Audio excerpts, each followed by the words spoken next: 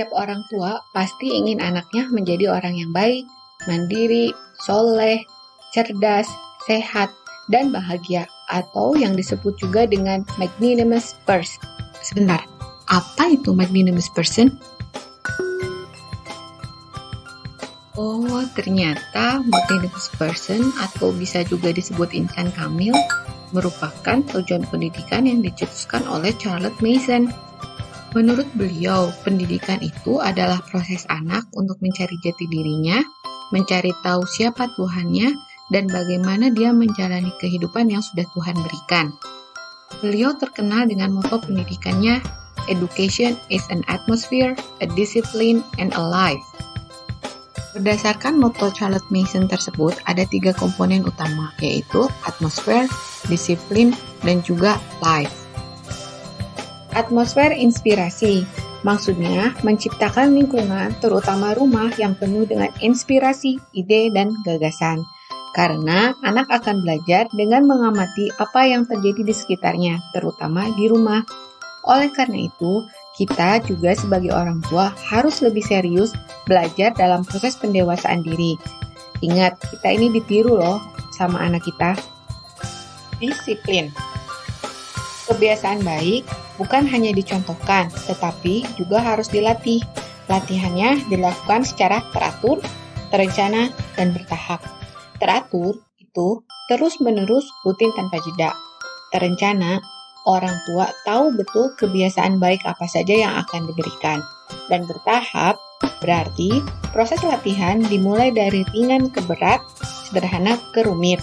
Hal ini sangat penting, terutama dalam proses pembentukan karakter anak. Life atau ide-ide yang hidup. Namanya juga hidup, perlu makanan. Maksudnya makanan untuk pikiran anak kita. Nah, makanannya itu bisa berupa ide atau gagasan. Sumber makanan terbaik untuk pikiran itu adalah buku.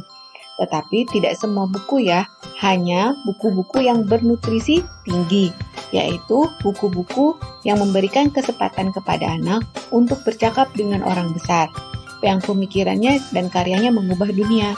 Buku ini disebut dengan living book. Charles Mason membagi kurikulumnya menjadi 3 kategori, yaitu pengetahuan tentang Tuhan, manusia, dan tentang alam semesta.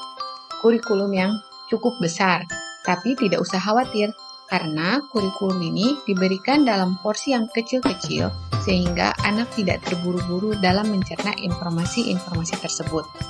Metode belajar yang khas dari Charles Mason itu adalah dengan menarasikan kembali apa yang sudah anak baca atau pelajari. Proses narasi adalah proses belajar yang aktif, karena anak akan dilatih berpikir kritis, analitis, dan juga menjelaskan secara sistematis.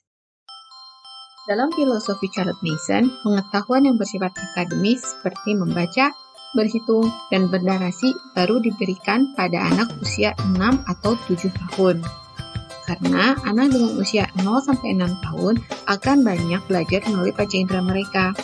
Meskipun demikian, anak itu tetap diperkenalkan kepada mereka, salah satunya dengan sering membacakan cerita. Tujuannya agar anak mengetahui bahwa isi buku itu menarik dan menyenangkan. Jika teman-teman merasa video ini bermanfaat, jangan lupa like, share videonya, dan subscribe channelnya.